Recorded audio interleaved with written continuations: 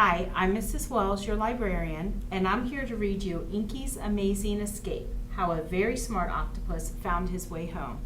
The reason I chose this book is because it's a brand new book that we just got in the library, so I thought everybody might like to hear it.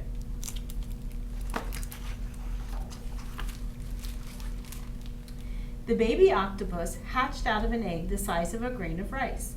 His mother used her jet to blow him from her den out to the sea, along with his tiny octopus brothers and sisters. Each octopus set out on a journey alone. They're born ready to explore. For weeks, the octopus rode the currents of the Pacific Ocean. He ate tiny scraps of food that floated by. He grew fast. Soon he needed bigger meals: clams, fish, and octopus's favorite, crabs. To find them, the little octopus had to explore. Curious, he wondered, might there be a tasty morsel here? How about over there? He poked his slippery, bendy arms into every nook and cranny. Soon he found a yummy clam. He used his strong suckers to pull the clam apart and ate the clam for dinner. Now the octopus was sleepy. How would he find a safe place to sleep? He searched among the coral. He found a crack that led to a little cave. He put one arm, 2 arms, 4 arms, 8. Good night.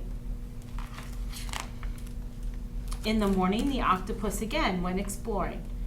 What would he find today? He could both feel and taste with his suckers. But he didn't see the long green fish swimming like a banner rippling in the wind. It was a moray eel. He chomped down on 2 of the octopus's arms. The young octopus used his jet to shoot away, head first, arms trailing behind. But the eel had bitten off the tips of 2 arms. The octopus was hungry and hurt, but he went on. The octopus spotted a wooden box lying on the seafloor. In went his slippery, bendy arms. In went his squishy head. He ate the lobster. Then he took a nap. Woken from sleep, the octopus felt himself rising up and out of the water. What the octopus thought was a safe den was actually a fisherman's lobster trap.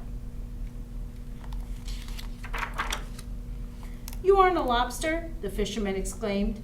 "Who do we have here?" The octopus, who had never seen a human before, wondered the same thing. "You're hurt," the lobster man observed.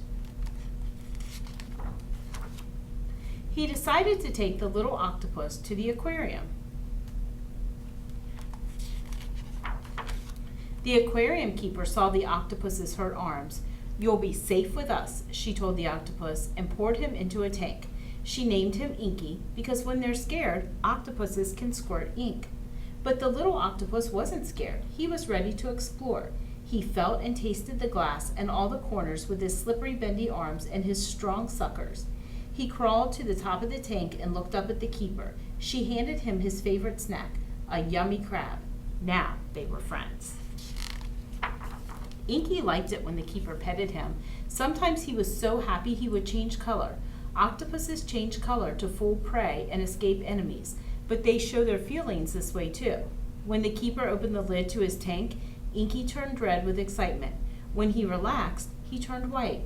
Sometimes he made spots on his arms. Sometimes he sprouted stripes and splotches. Inky felt better. He had fun in his tank. The keeper gave him dried corals, pots, and jars to explore. Inky poked his slippery, bendy arms into all of them. Sometimes he'd squeeze his squishy head inside. Sometimes the keeper gave Inky toys. Inky liked to take apart Lego blocks and put them back together.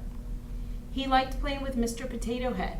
One time, with his suckers, he pulled off Mr. Potato Head's eyes and handed them to the starfish in the tank.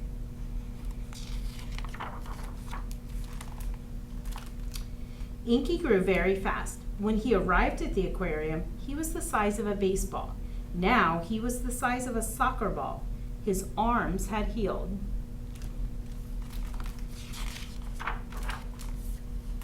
Inky was always exploring.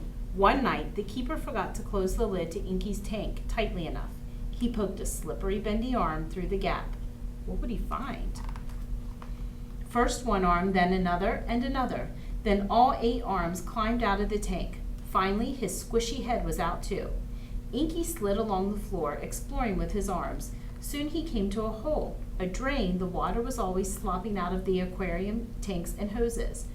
Where would the hole lead? There was only one way to find out. He poked his slippery, bendy arms into the drain. 1 arm, 2 arms, 4 arms, 8. He pulled and pushed and pushed and pulled, and finally his squishy head popped inside the drain too.